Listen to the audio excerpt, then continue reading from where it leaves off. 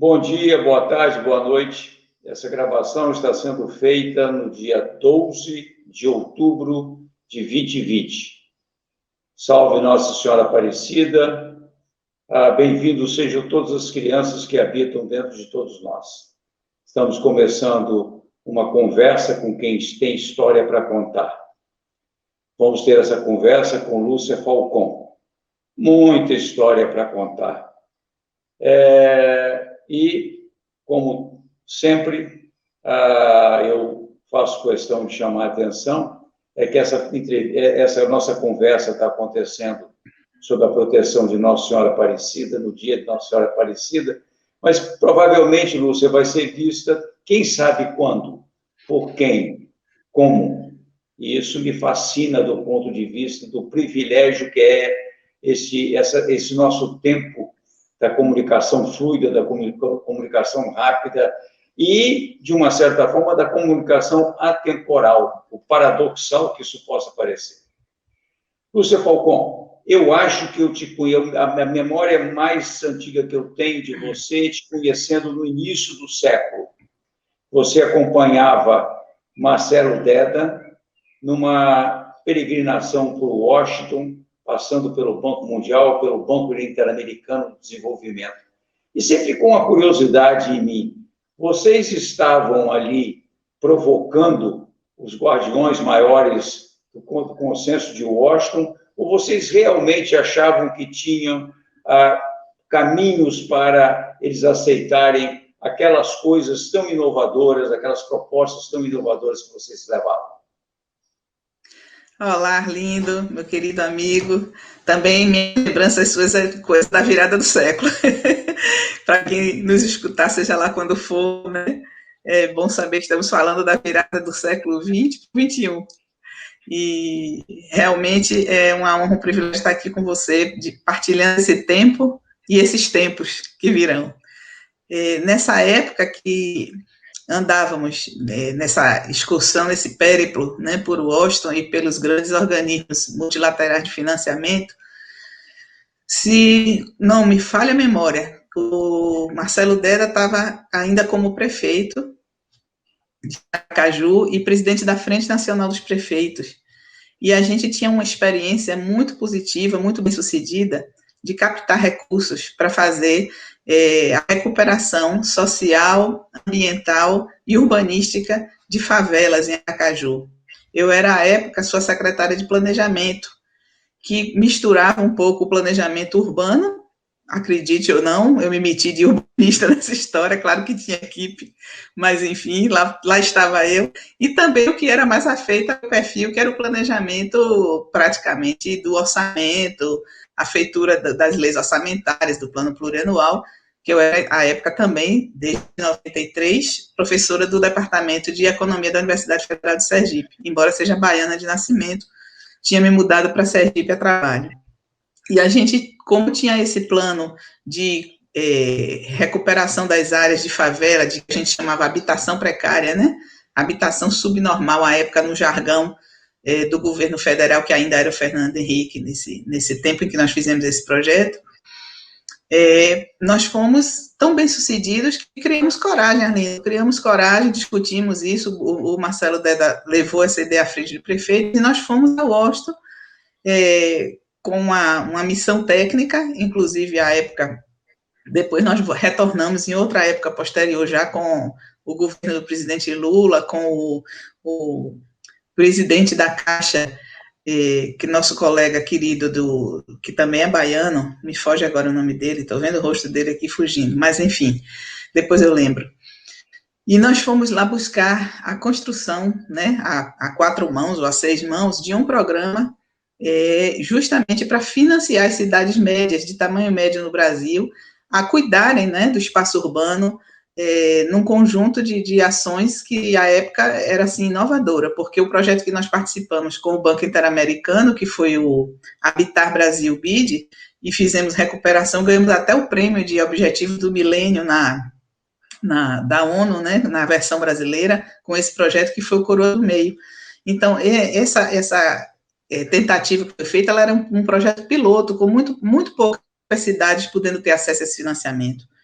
E a gente foi defender, junto a esses organismos, ampliação para um programa muito maior de fôlego que pudesse atender como um todo as cidades médias no Brasil.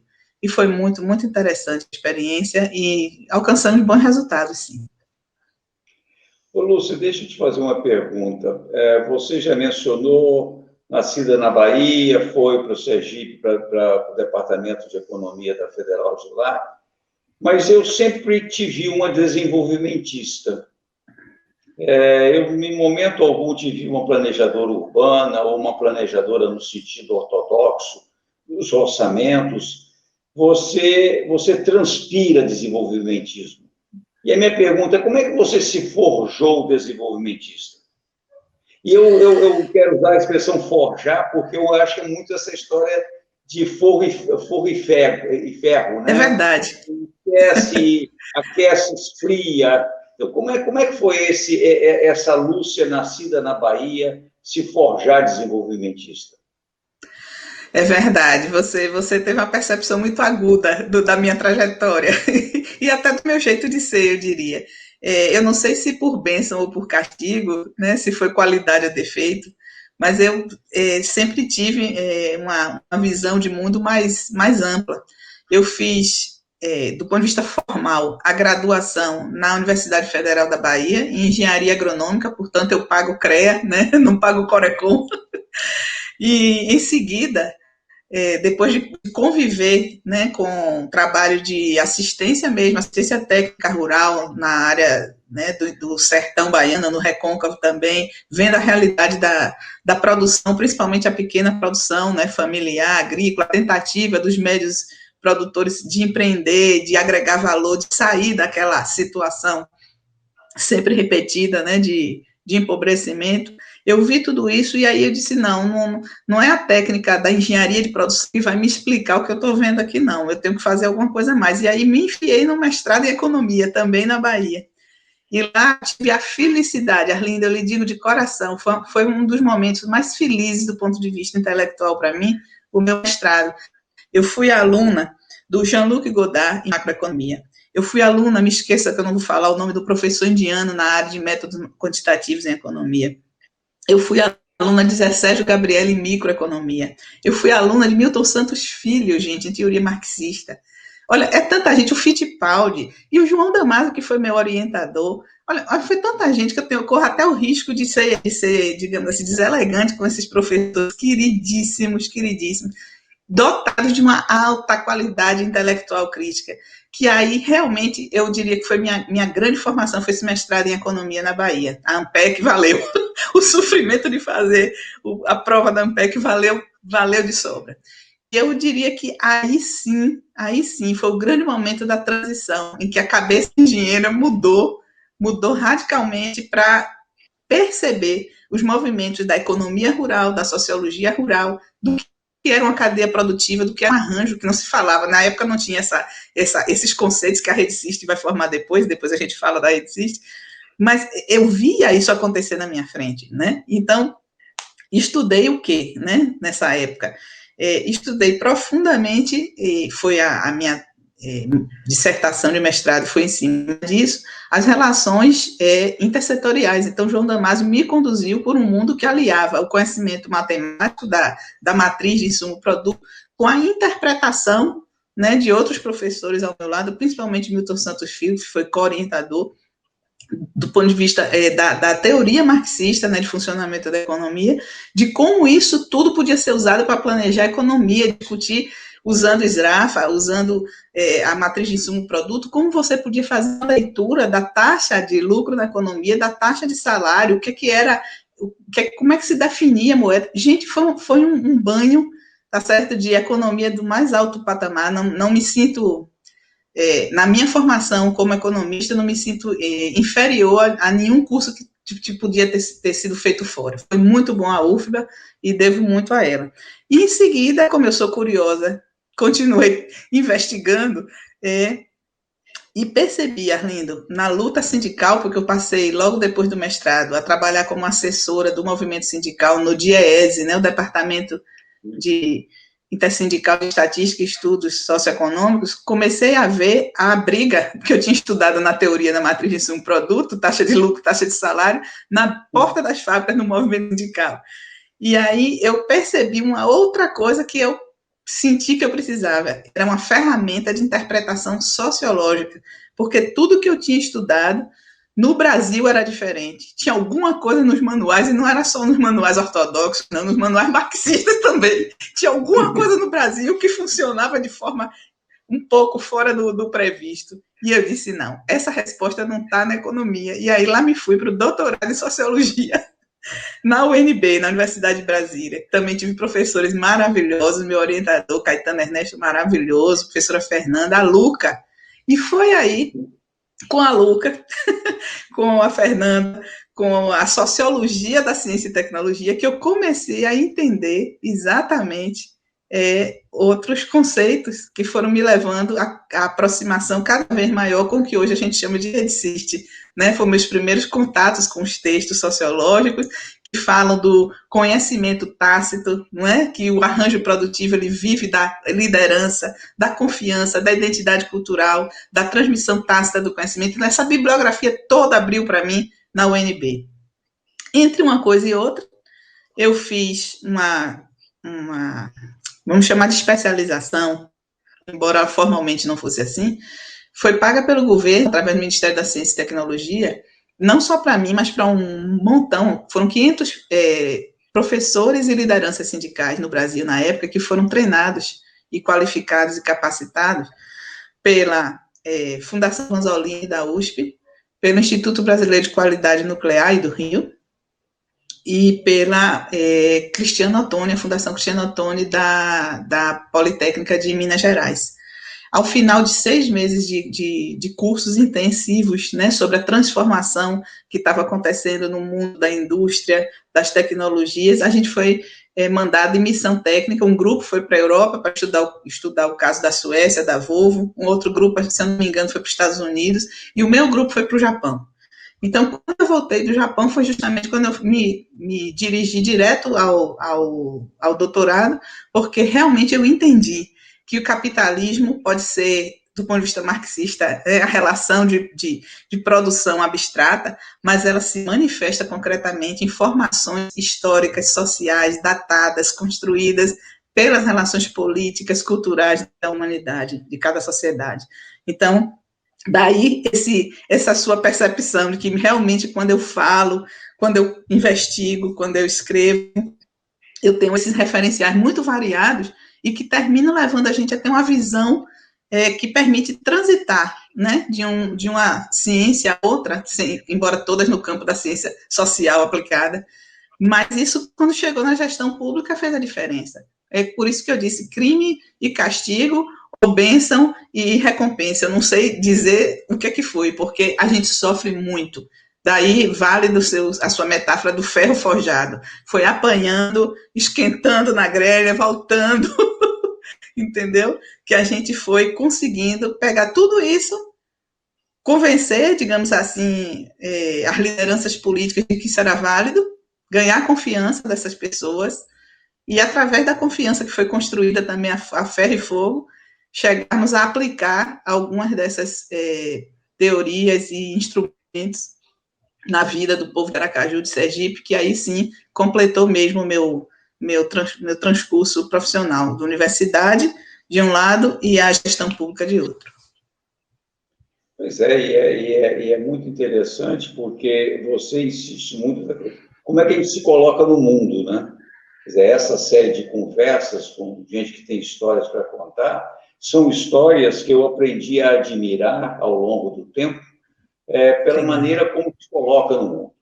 E aí vem uma pergunta que me parece importante, se você puder elaborar, como é que você, na qualidade de formuladora e operacionalizadora de mudanças em políticas públicas, como é que você se sentiu numa sociedade que é machista, que é racista, que é homofóbica e que é excludente?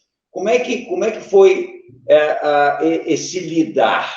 Porque uma coisa é você estar protegida por uma academia progressista, progressista em diversos sentidos, não só na teoria marxista do Milton Santos Filho, mas também você não teve professor que fosse minimamente progressista, né? Então, como é que uma coisa é você estar nessa academia, que muitas vezes também é muito machista, muito racista, muito homofóbico, muito excludente.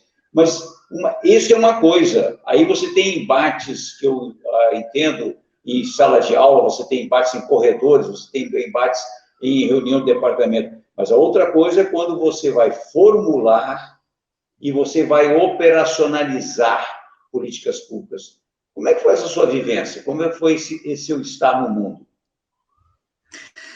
Essa foi outra grande descoberta, que a minha descoberta aí já como mulher mesmo, como uma atora social bem definida, apesar de toda essa bolha, né, quase que uma bolha do ponto de vista da minha família e do ambiente que eu transitei na minha formação acadêmica.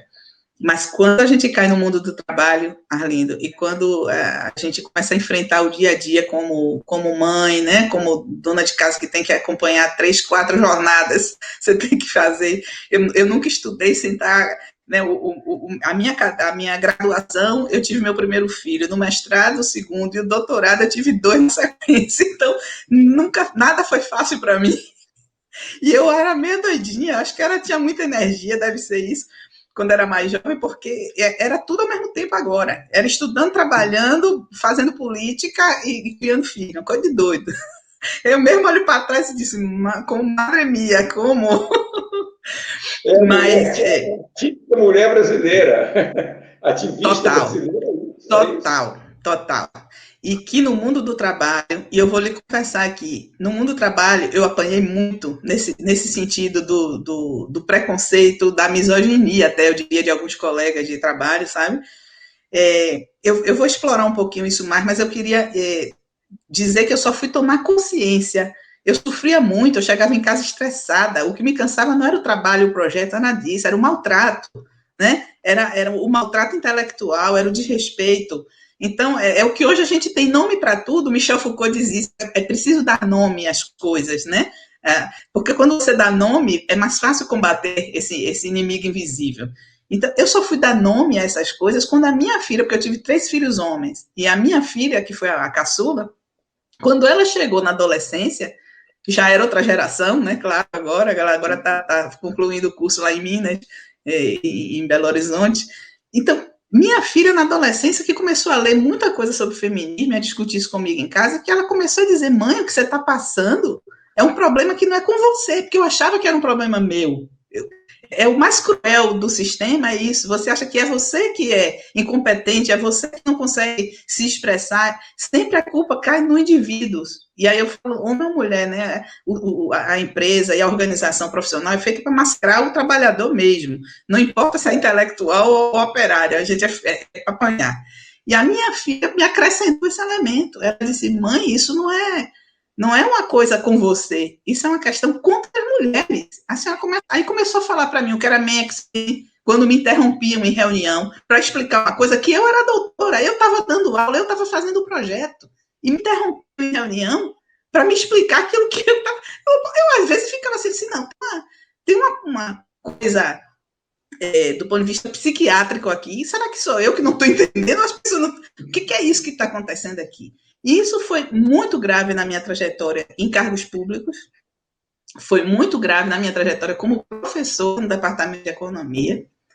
Só para você ter uma ideia, Arlindo, vale a pena, eu acho, isso eu falo hoje como uma lição para as mulheres que escutem a gente aqui, tá certo? Porque eu era inconsciente, eu ficava lutando, parecendo Don Quixote com moinho de vento, porque eu achava que era comigo, e não era.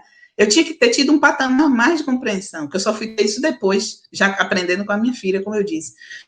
No departamento de economia, para eu sair para fazer o doutorado em sociologia, eu enfrentei 2 preconceitos. O primeiro, na época eu tinha acabado de vir do Japão, estava cheio de sistema de inovação, que é a raiz de Helena Lastres, Cassiolato, do Lodival, né, da Carlota Pérez, eu estava com essas matrizes intelectuais todas na cabeça, e eu via que eu precisava do elemento tácito, do elemento comunitário no desenvolvimento local. O meu departamento de economia era muito formal, apesar de serem jovens professores, mas eles não entendiam, achavam que o que eu estava querendo fazer era coisa de administração. Por que você não muda de departamento e vai para administração? Sai aqui de economia, o que você está fazendo aqui? E quase que eu não conseguia sair para o doutorado. Meu departamento me negou a saída para o doutorado, sabia disso? Eu só fui sair para o doutorado porque o reitor, à época, era muito amigo, o Hermínio, e me orientou, pegou o regulamento da universidade, que eu nunca liguei para essas coisas burocráticas, me deu uma aula de tramitação de processo, e disse, olha, você tem que recorra nessa instância, faça assim, senão eu não teria feito meu doutorado. E assim mesmo, eu tive que me comprometer, que nenhum professor que saiu para doutorado, nenhum dos homens que saiu para doutorado passou por isso, nenhum dos homens. Eu tive que me comprometer a, nas minhas férias do doutorado, retornar a Caju para dar o curso de verão. Como eu morria de pena dos meninos, porque quando eu entrei lá, os nossos alunos e alunas da graduação estavam com um gargalo horrível na área de método quantitativo. Eu não gosto muito disso, mas eu tinha estudado, eu sabia fazer as contas, como diz o outro, eu sabia usar SPSS. Então, um TSP, né, os programas de processamento de dados da área social. Então, eu peguei e disse, não, os meninos não iam se formar, Lindo, se alguém não desse esse curso, porque não tinha professor nessa área. Nessa época, o salário da gente com mestrado era 700 contos, você deve lembrar disso. Ainda era Fernando Henrique. A gente não tinha carreira boa, não. Era duro. Eu comia sanduíche no restaurante universitário. E aí, o que aconteceu? Eu voltei, Arlindo, depois de ter tido meu filho, porque eu engravidei no primeiro ano do doutorado e o menino nasceu, o Pedro. Eu voltei nas férias com o Pedro bebezinho. Eu dava aula na universidade vazia, o campus vazio, e eu lá dando aula para esses meninos poderem se formar. Nunca vou esquecer disso. Foi lindo o encerramento com eles, fizeram a maior festa para a gente, né, para a gente comemorar junto. Mas eu dei aula pingando leite do peito, porque eu não tive, Maria Lúcia Falcão, não teve licença maternidade em plena sessão para o doutorado. E eu fiz isso e não me arrependo, nem um minuto. Mas isso hoje eu entendo. Foi porque eu era mulher. Acredita nisso? Porque os homens fizeram o doutorado que quiseram, onde quiseram. Ninguém nunca questionou. É duro, né? Então, eu acredito que hoje minhas colegas professoras do lado do departamento, que são maravilhosas, elas hoje não devem estar passando por isso mais. Mas eu vivi essa transição também, dentro da academia. Então, não foi só no trabalho, no serviço público, dentro da academia também. Então, a bolha que você falou é uma bolha, entre aspas, porque a turma preconceituosa muito, muito, muito ainda com a questão da mulher. Sem dúvida alguma, eu acho que você reflete isso, porque não adianta também dizer, é na engenharia, na agronomia que tem machismo. Não, tem na economia, Nada. tem na sociologia, tudo. Por onde tem na medicina, tem na engenharia, por onde se passa, porque que bom que você resgatou, tem que dar nome aos bois, tem que nomear as coisas, isso é machismo mesmo, isso é preconceito mesmo, isso é coisa arraigada mesmo, está enraizada na sociedade. Se a sua filha não te ensinasse a denunciar isso e não entender como sendo uma questão exclusivamente sua, porque aí vira a sua incompetência, né? Você que é incompetente. Isso. Quando você fala, vira mimimi. Exatamente. Lúcia, a gente vai fazer uma pausa e já a gente volta para essa conversa com quem tem histórias para contar. E a Lúcia tem muita história para nos contar.